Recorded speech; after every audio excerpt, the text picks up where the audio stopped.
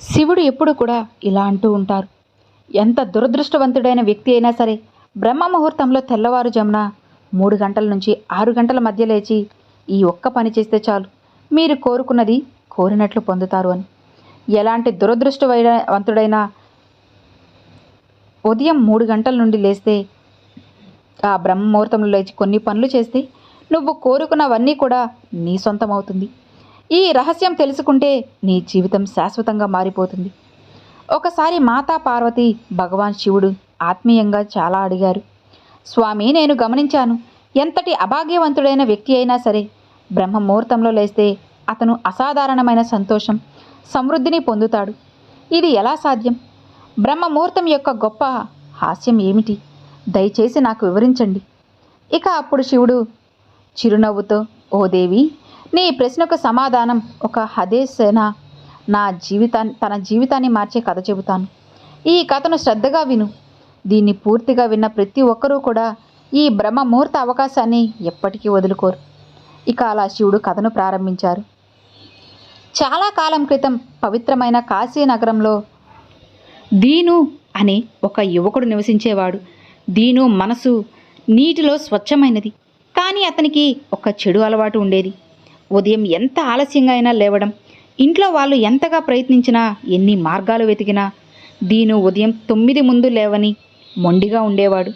అతను చిన్నప్పుడు అతని తల్లిదండ్రులు పెద్దయ్యాక ఈ అలవాటు సరిదిద్దుకుంటాడు అని ఆశించారు. కానీ దీను వయసు పెరిగే కొద్దీ అతను ఇంకా కూడా మొండిగా పారాడు. ఇక అతను రోజు కూడా సూర్యోదయాన్ని చూడకుండా ఉదయం ఆలస్యంగా లేస్తూ జీవితంలోని అనేక అవకాశాలను కోల్పోతున్నాడు. ఇక ప్రపంచం ఒకవైపు గిర్రున తిరిగేది. దీను మాత్రం తన పడకలోనే ఉండేవాడు. అతని తండ్రి ఈ అలవాటు వల్ల గుండెలో బాధతో కుమిలిపోయేవారు. దీని చుట్టూ నీడలా నెగిటివ్ శక్తులు చేరాయి. అతను ఎవరితోనైనా కోపంగా, అసహనంగా మాట్లాడేవాడు. రోజంతా నిరాశతో, ఉదాసీనతతో గడిపేవాడు. ఈ నెగిటివ్ శక్తుల ప్రభావం అతని శారీరక, మానసిక ఆరోగ్యంపై కూడా పడింది. ఇక అతని శరీరం బలహీనంగా, మనసు అలసటతో నిండిపోయింది. అతని స్నేహితులందరూ జీవితంలో విజయం సాధిస్తున్నారని తెలిసినప్పుడు అతని గుండెలో ఒక బాధ, ఆందోళన అనేది మొదలైంది. ఇక అతన్ని దేవుడు నిందిస్తూ, నా అదృష్టమే ఇలా ఉంది, నాకు ఏమీ కూడా సాధ్యం కాదు అని అనుకునేవాడు. కానీ అతని తండ్రికి దీని వైఫల్యానికి నిజమైన కారణం బాగా తెలుసు. అది అతని ఆలస్యంగా లేవడం, అనుశాసనం లేకపోవడం. ఒకరోజు దీంతో తండ్రికి ఒక గొప్ప సన్యాసి గురించి తెలిసింది. ఆ సన్యాసి జాన్ సముద్రం జీవిత రహస్యాలను వివరించే మహాత్ముడు. అతను వెంటనే తన కొడుకు సమస్యను ఆ సన్యాసికి చెప్పాలని నిర్ణయించాడు. సన్యాసి ఆశ్రమానికి వెళ్ళి దీను అలవాట్ల గురించి, అతని జీవితంలో నిరాశ గురించి హృదయపూర్వకంగా వివరించాడు. ఇక సన్యాసి ప్రశాంతమైన చిరునవ్వుతో, రేపు నీ కొడుకుని ఈ ఆశ్రమానికి తీసుకురా, నేను అతనితో మాట్లాడతాను అని చెప్పాడు. ఇక తండ్రి ఆనందంతో తిరిగి వచ్చాడు. కానీ అతనికి తెలుసు, దీను నేరుగా సన్యాసిని కలవమని చెప్పినా అతను ఒప్పుకోడు. అందుకే అతను ఒక తెలివైన ఉపాయం వేశాడు. ఆ రోజు సాయంత్రం తండ్రి దీను దగ్గరకు వెళ్ళి ఆప్యాయంగా, దీను, నీ స్నేహితులందరూ జీవితంలో గొప్ప విజయాలు సాధిస్తున్నారు, నీవు కూడా విజయవంతం కావాలని అనుకోవడం లేదా అని అడిగాడు. దీనికి బాధతో, తప్పకుండా నానా, నేను నా స్నేహితులను నేను కూడా విజయం సాధిస్తాను. ఇక దాని గురించి అడిగినప్పుడు వాళ్ళు నాతో ఏమీ చెప్పరు అని బదిలిచ్చాడు. అప్పుడు తండ్రి కళ్ళల్లో ఆశతో, దీను, నాకు ఆ రహస్యం తెలిసింది, నీ స్నేహితులు ఎందుకు విజయవంతం అవుతున్నారో నాకు అర్థమైంది అని ఇక చెప్పాడు. దీను ఆత్రంగా, ఏమిటది నాన్న, దయచేసి నాకు కూడా చెప్పండి అని అడిగాడు. ఇక రేపు ఉదయం నీవు ఒక సన్యాసి ఆశ్రమానికి వెళ్ళి అతన్ని కలవాలి. నీవు సమయానికి అక్కడికి చేరితే ఆ సన్యాసి నీకు ఒక అద్భుతమైన మంత్రం చెబుతాడు. ఆ మంత్రంతో నీవు జీవితాల్లో గొప్ప విజయాలు సాధిస్తావు అని చెప్పాడు.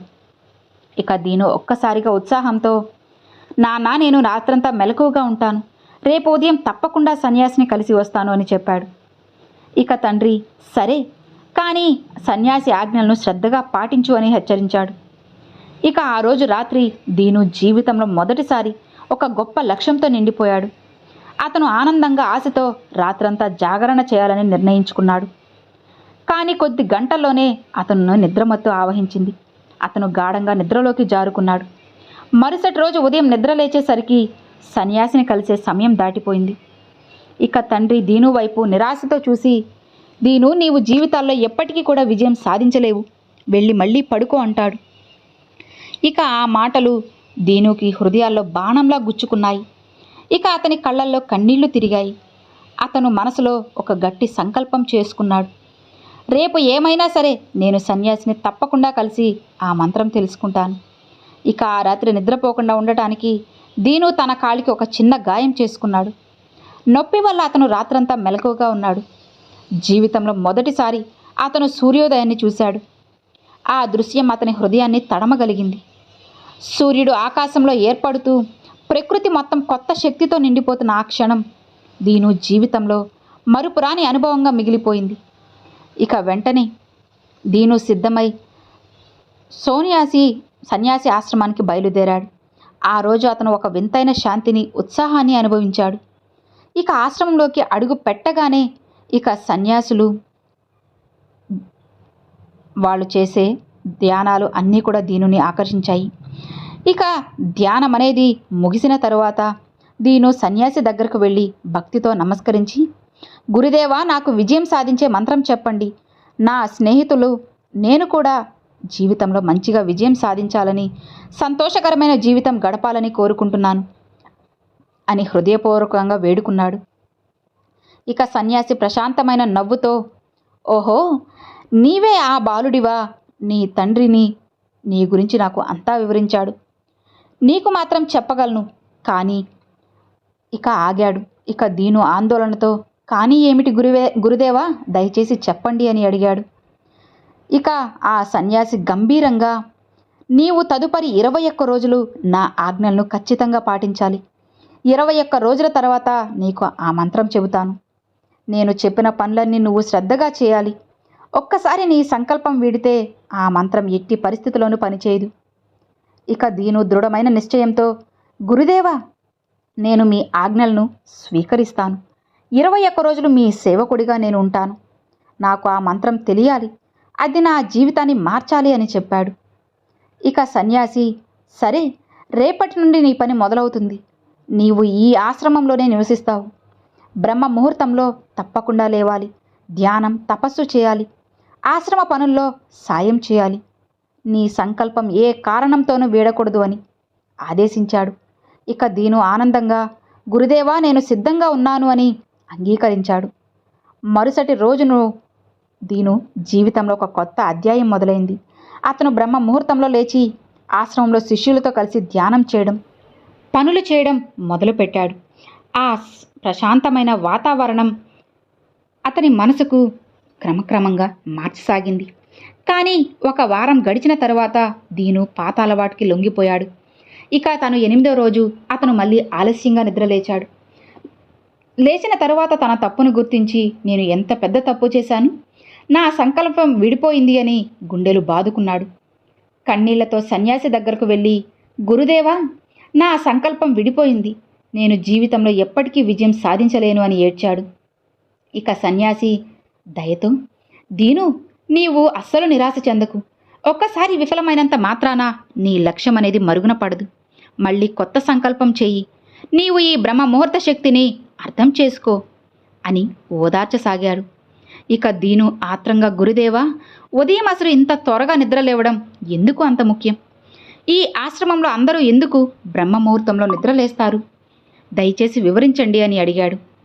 ఇక సన్యాసి ప్రశాంతంగా, దీను, బ్రహ్మ ముహూర్తంలో లేవడం వెనుక గొప్ప శాస్త్రీయ ఆధ్యాత్మిక రహస్యం ఉంది.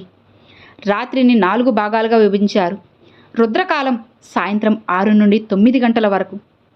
ఈ సమయంలో ప్రకృతి శాంతంగా ఉంటుంది.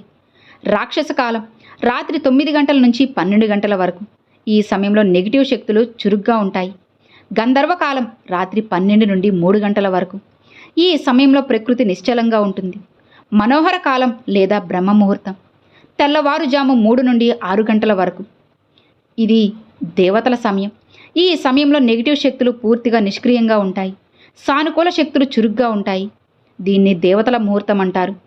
సన్యాసి ఇంకా వివరించాడు, ఈ బ్రహ్మ ముహూర్తంలో దేవతలు భూమిపై సంచరిస్తారని నమ్ముతారు.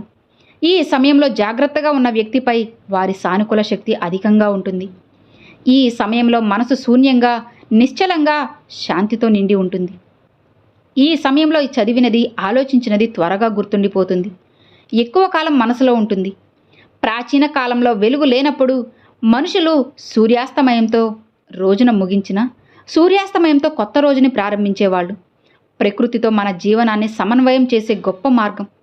ఇక దీను ఆసక్తిగా, సరే గురుదేవా, నేను రేపటి నుండి కొత్త సంకల్పం మొదలు పెడతాను. కానీ బ్రహ్మ ముహూర్తంలో నేను ఏమి చేయాలి?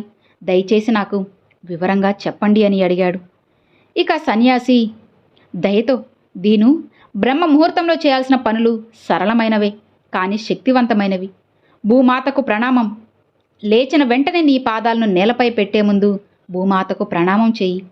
ఆమె నీకు జీవన ఆధారం, కృతజ్ఞత. నీ 2 అరచేతులను చూసి ఈరోజు సూర్యోదయాన్ని చూసే అవకాశం ఇచ్చిన దేవుడికి కృతజ్ఞతలు చెప్పు. స్నానం చేయడం వల్ల శరీరం, మనసు శుద్ధి అవుతాయి. ఈ శుద్ధత జ్ఞానానికి ఆధారం. ధ్యానం. బ్రహ్మ ముహూర్తంలో 21 రోజులు ధ్యానం చేయడం వల్ల నీ మనోకామనలు తీరుతాయి. నీ ఆజ్ఞాచక్రం కనుబొమ్మల మధ్య నుండే చక్రంపై దృష్టి పెట్టు. నీ కోరికను స్పష్టంగా నిర్ణయించి దాన్ని మనసులో పదే పదే జపించు. సన్యాసి ఇంకా చెప్పాడు, ధ్యానం కోసం శుద్ధమైన గాలి, మంచి ప్రదేశాన్ని ఎంచుకో. సుఖావనంలో కూర్చొని సరళంగా ఉంచి కళ్ళు మూసుకో. లోతైన శ్వాస తీసుకొని సువాసన కొంతసేపు ఆపి నీ కోరికను మనసులో జపించు. నీ ఇష్ట దేవతను, గురువుని స్మరించు. శ్వాసను నెమ్మదిగా నోటి ద్వారా విడుదల చేయి. ఈ ప్రక్రియను రోజు 3 నుంచి 4 సార్లు చెయ్యి. ఇలా 21 రోజులు చేస్తే నీ కోరిక అవచేతన మనసుకు చేరి త్వరలోనే నెరవేరుతుంది. బ్రహ్మ ముహూర్తంలో దేవుడి కృప ప్రత్యేకంగా ఉంటుంది. ఈ సమయంలో కోరిన కోరికలు త్వరగా నెరవేరుతాయి. ఇక దీను 21 రోజులు ఈ విధానాన్ని శ్రద్ధగా చేశాడు. భక్తితో పాటించాడు. అతను క్రమశిక్షణతో, సొంతంగా సానుకూల శక్తితో నిండిపోయాడు. సంకల్పం పూర్తయిన తర్వాత అతను ఆనందంగా సన్యాసి దగ్గరకు వెళ్ళి, గురుదేవా, నేను 21 రోజుల సంకల్పం విజయవంతంగా పూర్తి చేశాను. ఇప్పుడు నాకు విజయ మంత్రం చెప్పండి అన్నాడు. ఇక సన్యాసి హృదయపూర్వక నవ్వుతో, దీను, గత 21 రోజులుగా నీవు చేసిన అభ్యాసం అదే నీ విజయ మంత్రం. బ్రహ్మ ముహూర్తంలో లేచి ధ్యానం, క్రమశిక్షణతో జీవించే వ్యక్తి జీవితంలో ఎప్పటికీ విఫలం కాడు. నీకు బ్రహ్మ ముహూర్త రహస్యం తెలిసిపోయింది. దీన్ని జీవితాంతం కొనసాగించు. నీ లక్ష్యాలు, విజయం రెండూ నీ సొంతమవుతాయి. ఇక దీను సన్యాసి పాదాలకు నమస్కరించి కృతజ్ఞతలు చెప్పాడు.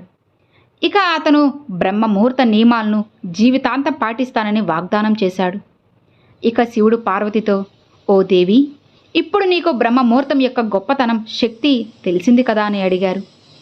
ఇక పార్వతీదేవి భక్తితో, స్వామి, నాకు బ్రహ్మ ముహూర్తం యొక్క పూర్తి జ్ఞానం లభించింది. ఈ రహస్యం మానవ జీవితాన్ని ఉద్ధరిస్తుంది అని శివుడికి ప్రణామం చేసింది. సో ఈ కథ ఇక్కడితో ముగిసింది. విన్నారు కదండి, బ్రహ్మ ముహూర్తంలో లేచి ధ్యానం, ప్రార్థన, క్రమశిక్షణతో జీవించడం వల్ల మన జీవితంలో ఎన్నో అద్భుతమైన ఫలితాలు ఉంటాయి, మార్పులు కూడా సంభవిస్తాయి. ఒక యువకుడు తన అలవాట్లను మార్చుకునే బ్రహ్మ ముహూర్త శక్తితో తన జీవితాన్ని మళ్ళీ పునర్నిర్మించుకుంటాడు. కాబట్టి మనం కూడా ఇక నుంచి ఇలానే చేద్దాం. ఖచ్చితంగా మన జీవితం కూడా మారుతుంది. ఇక మరి విన్నారు కదండి, ఈ వీడియో నచ్చితే ఒక చిన్న లైక్ చేయండి, మీ ఫ్రెండ్స్ అండ్ ఫ్యామిలీస్కి షేర్ చేయండి. ఫస్ట్గా మన ఛానల్ చూసేవాళ్ళు సబ్స్క్రైబ్ చేసి సపోర్ట్ చేయండి ఫ్రెండ్స్. Thanks for watching. ఓం నమ శివాయ. శివాయ నమః.